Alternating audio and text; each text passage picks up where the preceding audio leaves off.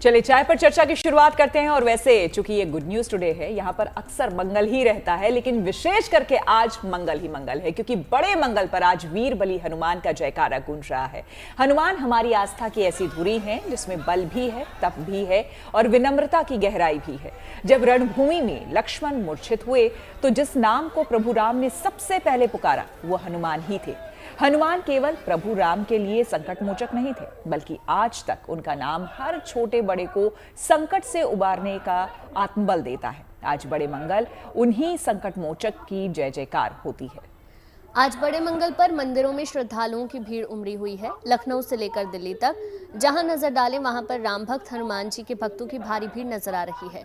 रामनगरी अयोध्या में हनुमानगढ़ी मंदिर में विशेष पूजा अर्चना की जा रही है। वहीं प्रयागराज में आज हनुमान की भक्ति में भक्त मगन नजर आ रहे हैं। तो चलिए आपको दिखाते हैं कैसे गूंज रहा है शहर शहर बजरंगबली का जयकारा।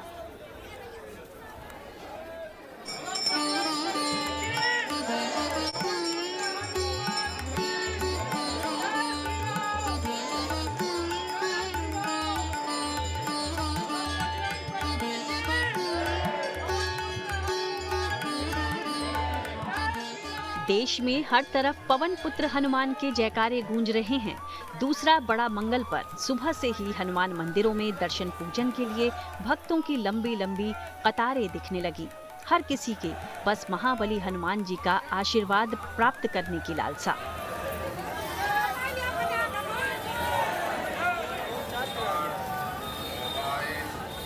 ये तस्वीरें अयोध्या के हनुमानगढ़ी की है, जहां बड़ी संख्या में भक्त राम भक्त हनुमान की पूजा करने पहुंचे।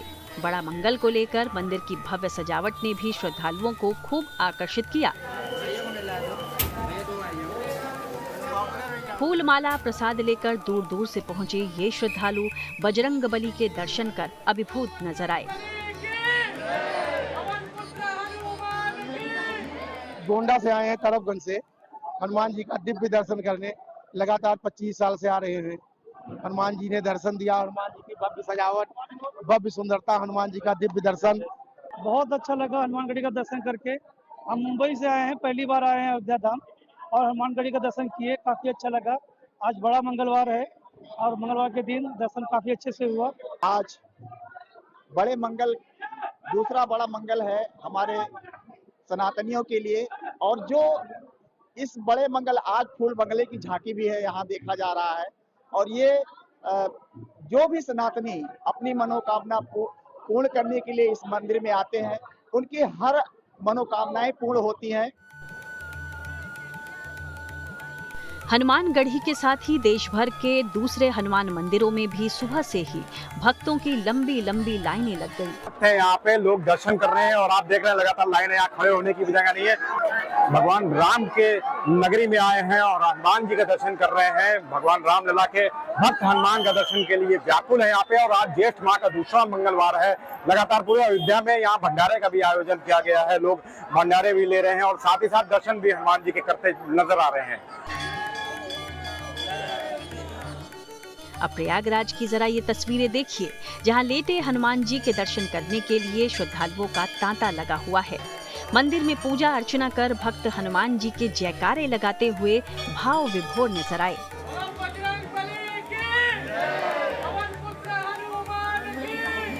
जितने भी मंगलवार इसमें पड़ेंगे, 4 या 5 मंगलवार, इन 5 मंगलवार के दिन प्रभु हनुमान जी की आराधना करने से और हनुमान चालीसा का पाठ, सुंदरकांड का पाठ, हनुमान जी का दर्शन आदि करने से उन्हें हनुमान जी की तो कृपा मिलती ही है, साथ साथ प्रभु श्री राम की भी कृपा की प्राप्ति होती है। लोगों की बहुत लाइन लगी है और हर कोई अपने कष्टों को दूर करने के लिए इस हनुमान मंदिर में आकर दर्शन, पूजन और अर्चन कर रहा है। हम जब भी आते हैं झोलियाँ भर के ले जाते हैं। खुशियों से मेरी झोलियाँ हमेशा हमेशा भरती है और हर किसी की यहाँ मुराद पूरी होती है। 2 लाइन के साथ कि संकट कटे मिटे सब पीरा, जो सुमरे हनुमंत बलबीरा। यानी ये 2 लाइन हनुमान जी सब भक्तों के कष्ट दूर करते हैं। यही वजह है ज्येष्ठ का दूसरा मंगलवार और हनुमान मंदिर, जो संगम का हनुमान मंदिर है, वहाँ पर सुबह से भक्तों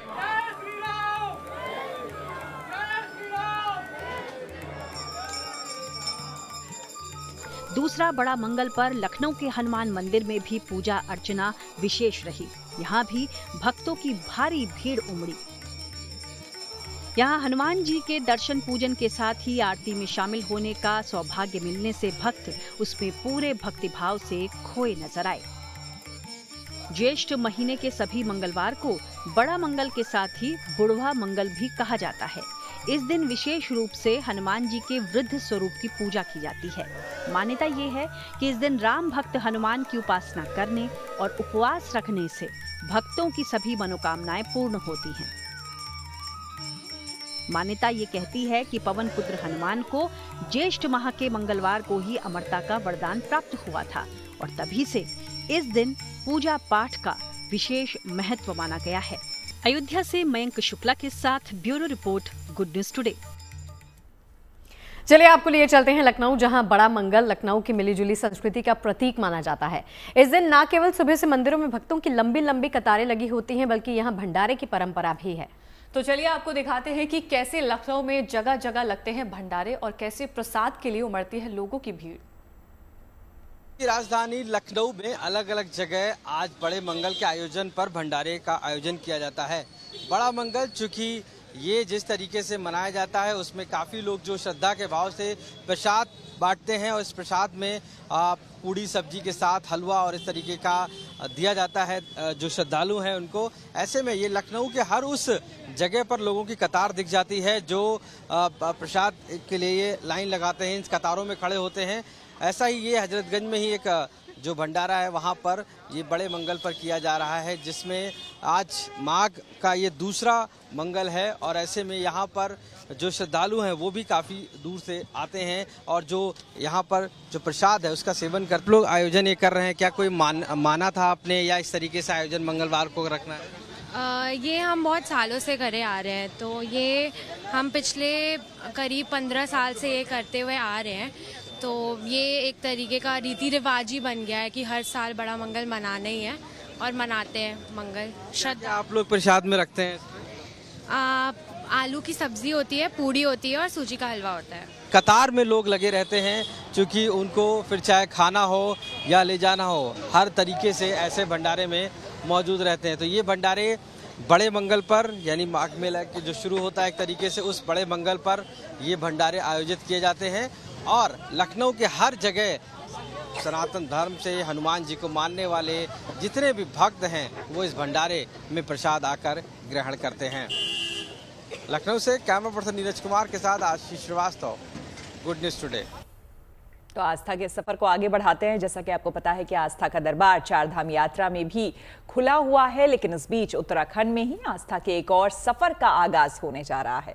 आज से 5 दिन बाद चमोली जिले में सिखों के प्रसिद्ध तीर्थस्थल हेमकुंड साहिब गुरुद्वारा के कपाट खुलने जा रहे हैं और इसी को लेकर भारतीय सेना ने गुरुद्वारा साहिब तक जितना भी रास्ता है जो बर्फ से ढका हुआ था उसे साफ कर दिया है। बस अब इंतजार है श्रद्धालुओं के वहां पहुंचने का और कपाट खुलने का।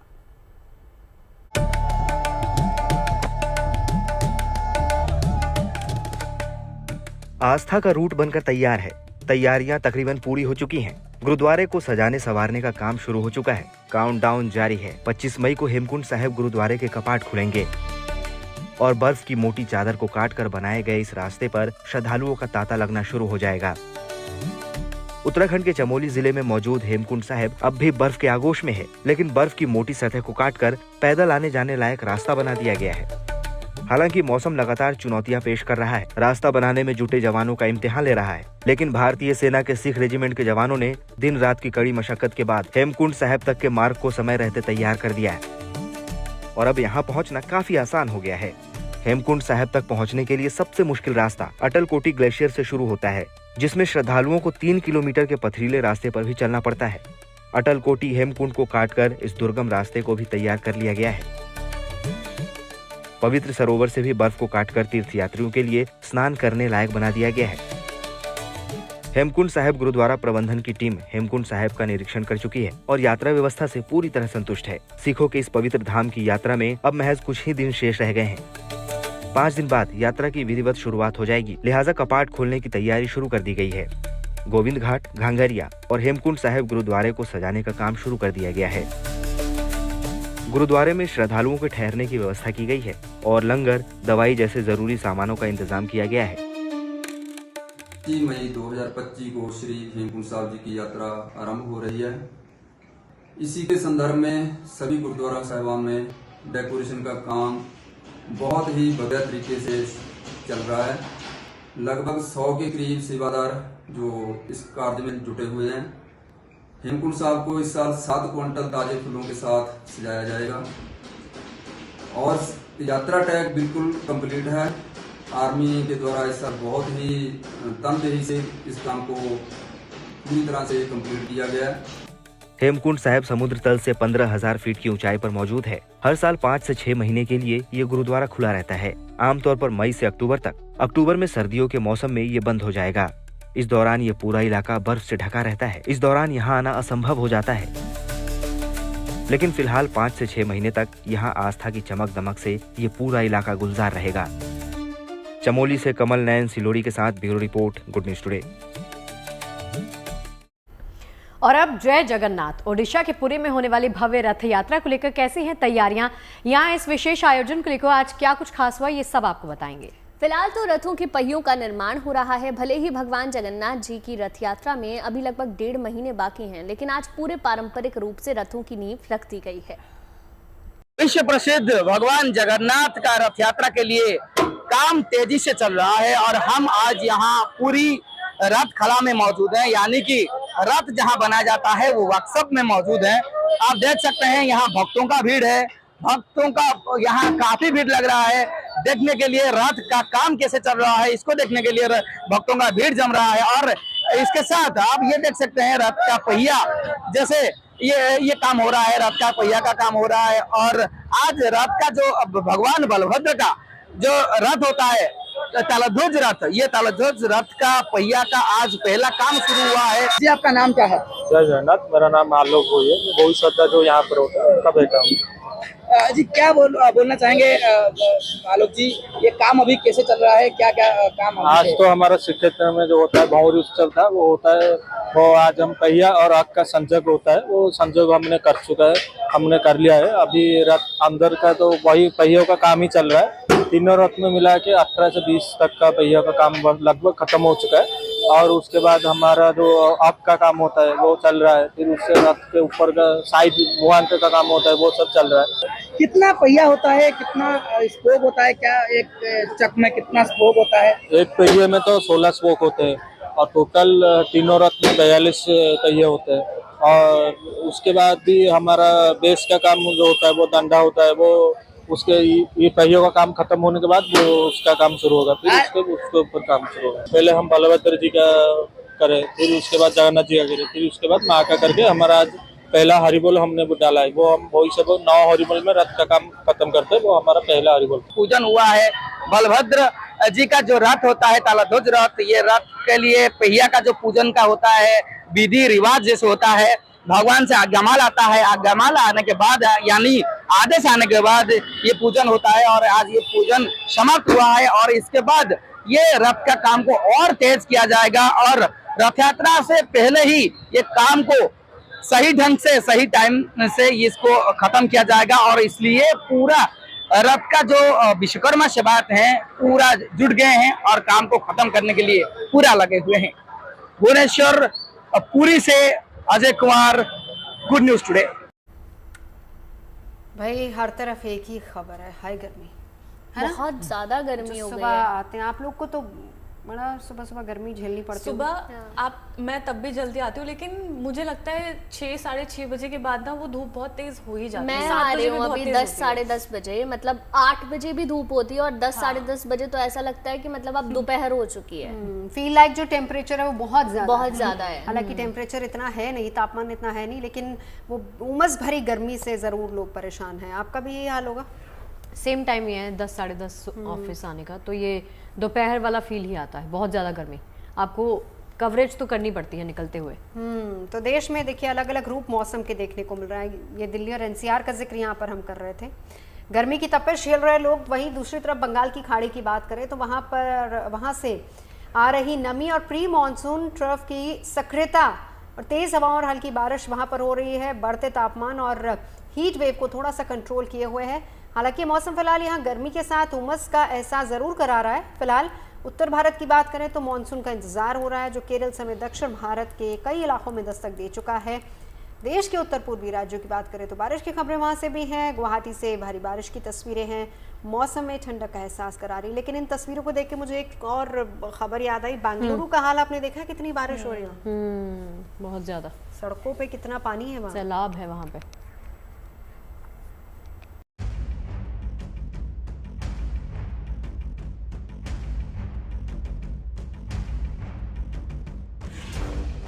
मई की भयंकर गर्मी से खुद को बचाने के लिए जोर आजमाइश जारी है। लोग गर्मी से हलकान हैं। राहत के लिए एसी, पंखे, कूलर सब कुछ है, लेकिन बारिश का इंतजार भी है। दिल्ली समेत देश के कई शहरों में तो 38 से 40 डिग्री के बीच पारा मौसम की हालिया हकीकत है। हालांकि इस चिलचिलाती गर्मी में भले ही तेज आंधी और बूंदाबांदी से चढ़ता पारा कम हो जा रहा है और हीट वेव से भी ज्यादातर इलाके बचे हुए हैं। मौसम विभाग की ओर से आज दिल्ली एनसीआर में तेज हवाओं के साथ हल्की बूंदाबांदी की संभावना है, तो वहीं उत्तर प्रदेश, हरियाणा, पंजाब और राजस्थान समेत पूरे उत्तर भारत के ज्यादातर क्षेत्रों में भी भले ही हीट वेव का कहर है, लेकिन इन राज्यों में भी तेज आंधी और बूंदाबांदी के आसार हैं। हालांकि बीते कुछ दिनों से जिस तरह से राजधानी और आसपास आंधी बारिश के स्पेल आ रहे हैं, उससे वातावरण में नमी यानी उमस भी लगातार बढ़ रही है। यानी गर्मी का जो हाल जुलाई अगस्त में महसूस होता है, वो मई के महीने में ही नजर आ रहा है। सीधे शब्दों में भले ही एक्चुअल तापमान कुछ और है, लेकिन मौसम विभाग की नजर में गर्मी और उमस का ये अनुभव रियल लाइव टेम्परेचर कहलाता है। मसलन हाल ही में सोमवार को दिल्ली में तापमान 40.8 डिग्री दर्ज हुआ, जो अच्छी खासी गर्मी का संकेत है। लेकिन ताज्जुब ये है कि लोगों को ये हीट इंडेक्स 48.5 डिग्री का एहसास दे रहा है। आसान भाषा में समझें तो हीट इंडेक्स वो तापमान है जो आपको महसूस होता है। गर्मी और उमस के बीच असहज महसूस करने का एक और इंडिकेटर भी होता है, जिसे वेट बल्ब टेम्परेचर कहा जाता है। तो सोमवार को ही दिल्ली में वेट बल्ब टेम्परेचर भी 28.87 डिग्री रहा, जिसका 32 डिग्री से ऊपर होना खतरनाक हो सकता है। भीषण गर्मी और नमी का ये कॉम्बिनेशन आखिर कितना नुकसानदायक हो सकता है और कितना टेम्परेचर इंसान सहन कर सकता है। तो university of Ottawa human and environmental physiology research unit यानी HPRU की एक हालिया स्टडी बताती है कि हमारा शरीर एक खास सीमा तक यानी 37 डिग्री सेल्सियस तक ही गर्मी को सहन कर सकता है। अभी तक की स्टडीज में ये माना जाता था कि इंसान 40 से 42 डिग्री सेल्सियस टेम्परेचर आराम से सहन कर लेता है, पर ऐसा है नहीं।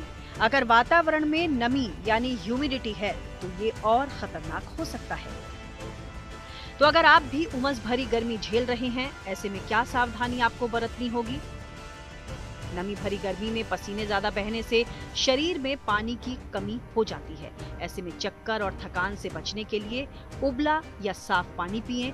ORS भी आप ले सकते हैं। इस मौसम में इंडाइजेशन भी होता है, तो कम मसाला और बाहर का खाना खाने से बचें। रसीले मौसमी ताजे फल डाइट में शामिल करें। स्किन की बीमारी होने की संभावना भी इस दौरान ज्यादा रहती है, इसलिए स्किन की साफ सफाई जरूर रखें। फिलहाल उत्तर भारत में खास तौर से मानसून का इंतजार है। जिस तरह से चिलचिलाती धूप और उमस पूरे नॉर्थ इंडिया को हलकान कर रही है, ऐसे में एहतियात बरतें, क्योंकि गर्मी के मौसम का ये भी एक चुनौती भरा दौर है जो समय के साथ गुजर जाएगा। Bureau report, good news today. तो दरअसल अभी आपने देखा तो तापमान कम है, ऐसा नहीं है, तापमान में कमी आई है, 38 डिग्री टेम्परेचर है, लेकिन ह्यूमिडिटी 40% है। आप अंदाजा लगाइए कि कितनी ज्यादा ह्यूमिडिटी है, उसी से हर कोई परेशान है। दिल्ली NCR ही नहीं, आपको बता दें कि आने वाले दिनों में पूरे देश में मौसम का क्या मिजाज रहने वाला है, ये भी आइए समझ लेते हैं। अगर आप ओवरऑल की बात करें तो पंजाब में हमारा ये अनुमान है कि 3 दिन वार्म नाइट रहने का अनुमान है। जो मैक्सिमम टेम्परेचर है वो 44-43 के पास रहने का अनुमान है। हरियाणा में नेक्स्ट 3 दिन हीट वेव ही रह सकता है। जो हीट वेव इस समय जनरली होता है वो थ्रेशोल्ड के बेस में होता है 45 डिग्री के टेम्परेचर के बेस में, वो रहने का अनुमान है। और साथ में वार्म नाइट भी रहने का अनुमान है। अगर आप राजस्थान की बात करें, राजस्थान में भी वार्म नाइट और हीट वेव वहाँ पे थोड़ा बढ़ भी सकता है आने वाले 2-3 दिनों के लिए, इसलिए वहाँ हमने ऑरेंज अलर्ट दिया है। अगर आप ईस्ट राजस्थान की बात करें, वहाँ भी आने वाले 2-3 दिन हीट वेव रह सकता है। अब एनसीआर दिल्ली की बात करते हैं, वहाँ भी जो टेम्परेचर है 38-40 के साथ रहने वाला है और साथ में थोड़ा दिन के रात के टेम्परेचर भी बढ़े हुए हैं। जो ह्यूमिडिटी का रीज़न यही है कि अभी भी जो हवाएं हैं कुछ बे ऑफ बंगाल से आ रही हैं जिसमें मॉइस्चर होता है, जिसके कारण जो ह्यूमिडिटी इस रीजन में थोड़ी बढ़ी हुई है। केरला के लिए जो कंडीशंस हैं वो आने वाले 4 और 5 दिनों में फेवरेबल हो रही हैं। उसके अलावा इसके साथ ही अगर आप नॉर्थ ईस्टर्न की स्टेट की बात करें, जब बे ऑफ बंगाल के हिस्सों की बात करें, एनीवे वहाँ तो ज़्यादातर सी ही है, वहाँ भी इन्हीं 4-5 दिनों में ही मानसून आगे एडवांस कर सकता है। कल के लिए भी अगर हम अनुमान करें तो south interior Karnataka, coastal Karnataka में एक्सट्रीमली हैवी रेनफॉल हो सकता है। नॉर्थ केरला में very heavy rainfall, mean 12 centimetre से ज़्यादा रेनफॉल हो सकता है। ओवरऑल अगर आप बात करें आने वाले 4-5 दिनों में पूरा महाराष्ट्र, स्पेसिफिकली कोस्टल एरिया, उसके अलावा कर्नाटका, तमिलनाडु और केरला जो फेवरेबल रहेगा, वहाँ हैवी, वेरी हैवी या एक्सट्रीमली हैवी बेसिकली 2 दिन आने वाले दिनों में वहाँ कंटिन्यू होने का। उत्तर पूर्वी भारत की तो चलिए अब आपको बताते हैं कि आने वाले दिनों में मानसून की क्या स्थिति रहने वाली है। तो देश में पहले 27 मई को केरल में मानसून का पूर्वानुमान है, यानी अब 27 मई से पहले ही केरल में मानसून दस्तक दे सकता है। हालांकि अभी अरब सागर में कम दबाव का क्षेत्र बना है और अगले 1-2 दिन में चक्रवातीय सिस्टम एक्टिव हो जाएगा। आपको बता दें यही चक्रवातीय सिस्टम केरल में मानसून के रूप में एंट्री लेगा। माना जा रहा है कि 22 से 24 मई को केरल में मानसून आ सकता है। उधर उत्तर पूर्वी भारत में भी वक्त से पहले मानसून अपनी दस्तक दे सकता है। हालांकि बाकी देश की अगर बात करें तो मानसून की आगे की रफ्तार कैसी रहने वाली है, इसे लेकर फिलहाल कुछ कहा नहीं जा सकता, लेकिन उम्मीद यही है कि सामान्य से 5% ज्यादा मानसून की बारिश इस बार देखने को। तो चलिए कुछ पढ़ने लिखने वाली बातें भी कर लेते हैं। हाँ, बिल्कुल। तो सबसे पहला सवाल, आप लोगों के जब आप स्कूल में थे तो मार्क्स कितने आते थे आपके? हर क्लास का तो नहीं याद, बट आप पर्टिकुलर पूछेंगे 10th या 12th वो याद है तो बता दीजिए। 10th में आए थे 70%। अरे वाह।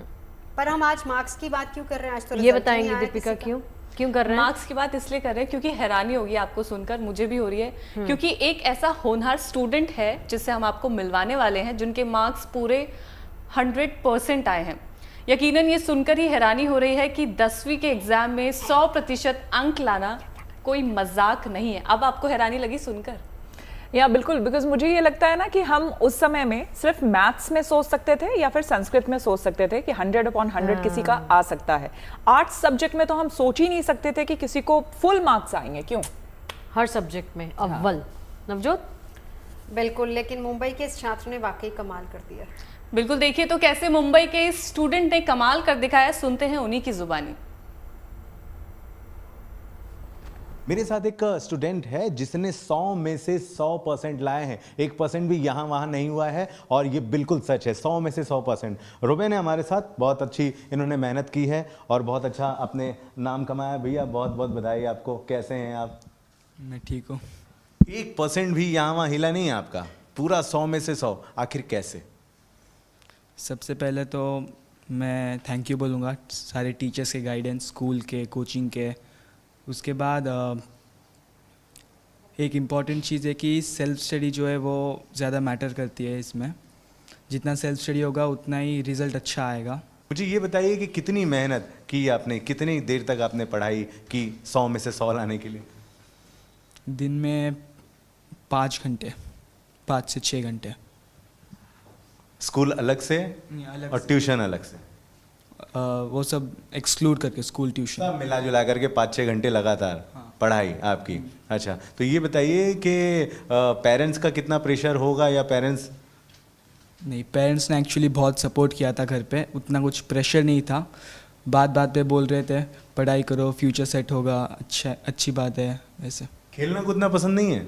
है, पसंद है। मैं एथलेटिक्स में था, शाम के टाइम पे जाता था मैं स्कूल को प्रैक्टिस के लिए। मैं 24-25 ईयर में state level, school state level DSO competition में फादर रैगनल की रिले टीम 3rd आई थी। सो उसमें मुझे 3% भी मिले हैं ग्रेस मार्क्स। देखिए, इस खबर के बाद मुझे एक बात तो बिल्कुल एक कहावत भी याद आ रही है। याद है, वो कहते थे कि खेलोगे कूदोगे होगे खराब, पढ़ोगे लिखोगे बनोगे नवाब। अब ये बच्चा एथलीट भी है और साथ ही साथ इसने 100% मार्क्स भी लिए। मतलब वो जो एक थ्योरी थी ना, वो बिल्कुल हम कह सकते हैं कि अब उसका कोई मोल नहीं, क्योंकि आप जितना खेलते हो उतना आपका माइंड फ्रेश रहता है और उतने आप अच्छे मार्क्स ला सकते हैं। चलिए, अब बात रणथंभौर नेशनल पार्क की कर लेते हैं, जहां दूर दूर से लोग जाते हैं बाघों को देखने के लिए। आपको बता दें कि यहां पर 2 बाघों के बीच तीखी झड़प ने नए मुद्दे पर बहस शुरू कर दी है। पहला सवाल यह है कि क्या नेशनल पार्क में बढ़ती बाघों की संख्या वजह है, कहीं समस्या तो नहीं बन गई है? और दूसरा सवाल यह कि बाघों के बीच अब जगह की कमी तो नहीं हो रही है?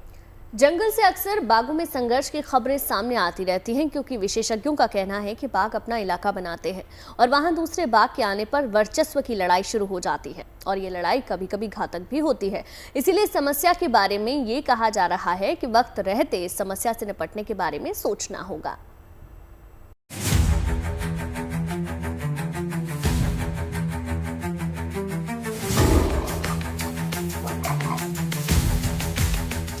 रणथंभौर नेशनल पार्क में बाघों की लगातार बढ़ती संख्या एक नई तरह की समस्या पैदा कर रही है।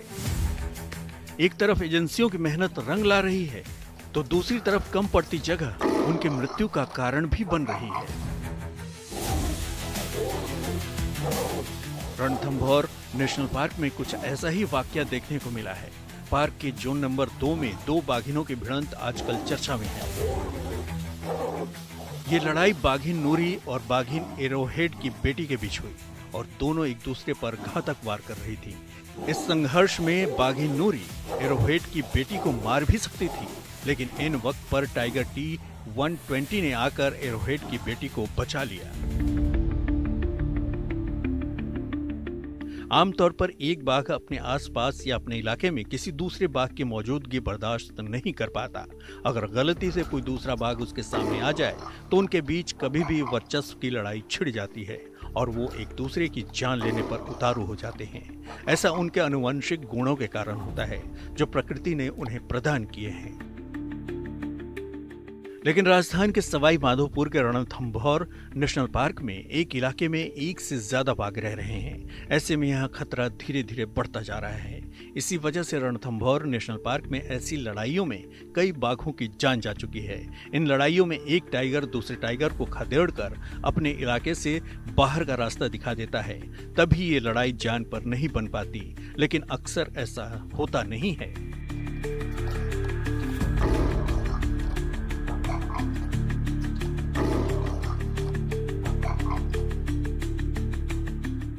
आमतौर पर एक टाइगर को टेरिटरी के लिए करीब 25 वर्ग किलोमीटर क्षेत्रफल की दरकार होती है।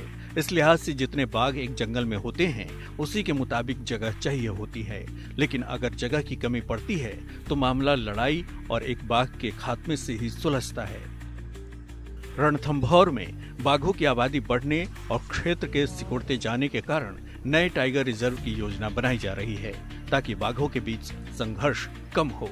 सवाई माधोपुर से सुनील जोशी के साथ bureau report, good news today.